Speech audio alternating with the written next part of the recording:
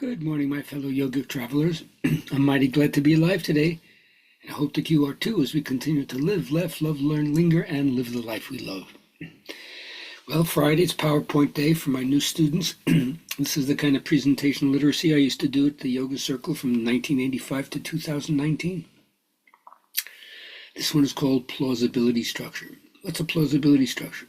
Well, it's a world-building series of concepts, a zeitgeist of the time that maintains some kind of stability against the alienation, estrangement, and anomie, the boredom that comes with life and not knowing. Can you peek through the veil and see something cosmic beyond what the physical plane is?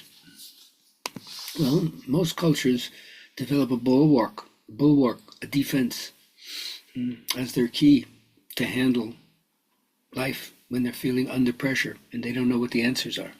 So you build a bulwark, a fortress for your own good, but it also becomes a fortress of not knowing who you are. It's interesting, as Wolfgang von Goethe said, the person of analytic or critical intellect finds something ridiculous in everything, and the person of synthetic or constructive intellect in almost nothing. So no critical intellect is going to legitimize reality, because we realize there's many ways of describing reality. Look at this syllogism. Marketing is everywhere. God is everywhere. Ergo, marketing is God. No religion is guaranteed adherence now. Each one has to vie for a share of the market. You pledge allegiance to the flag, but allegiance is voluntary now, not mandatory. And it's even more less certain in the pluralistic societies, which we have now. No one can maintain a monopoly on reality definition.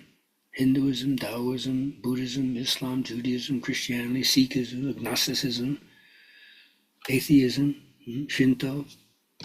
Which one has the right view? Well, they all have a piece, but maybe not all of them have the truth. So allegories, this is where you look at religious teachings and not accept them solely as literal and historical, but you see them as metaphoric and symbolic.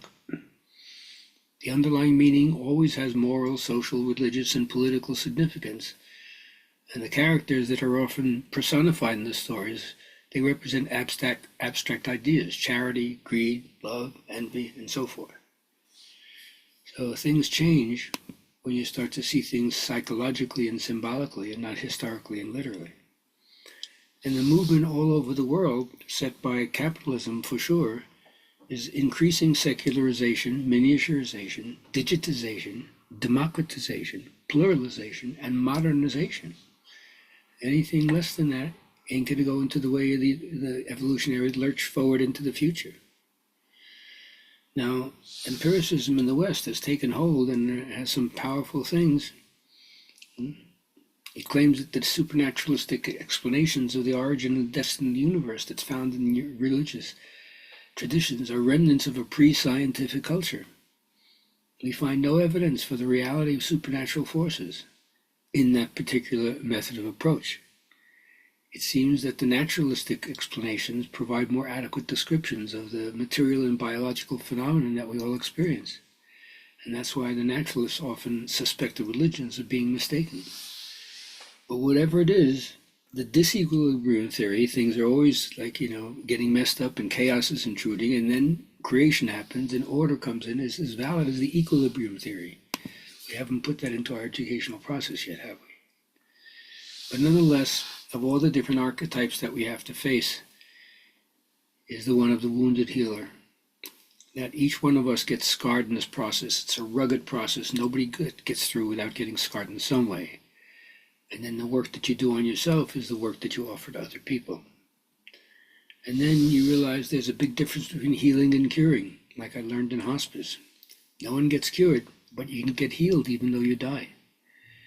So go for curing, and hopefully you get healed along the way. Maybe you'll be lucky enough to be one of the people who both gets cured and healed at the same time. Now, for those of us who are practicing yoga, we're in a milieu where so much of yoga has been desacralized, co-opted by corporate capitalism. It's lost its initiatory structure. It's lost its oral structure. People have reduced yoga to asana and not to the wisdom lifestyle that it invites you to be a part of. And so ultimately, yoga is the balance of the university, the gym, and the temple. Right? The university is where you study, no subject is off limits. You hone your intellect. The gym is where you work out your anatomy, your kinesthetic sense, your tactile awareness, and move your body in different ways, the joy of movement. And then, of course, the temple, the devotional aspect, that not only just takes you into your heart, but takes you into the transpersonal psyche. And then from that, you become a virtuous human being or an ethical human being. It teaches you guidelines for behavior. You have to study and wrestle with moral choices and values. And on this plane anyway, what we would define as right and wrong. So what's the teaching? Simply correct yourself in the same principles you correct others, and excuse yourself and excuse others on the same principles you excuse yourself. Correct yourself on the same principles you correct others, and excuse others on the same principles you excuse yourself. Have a great day.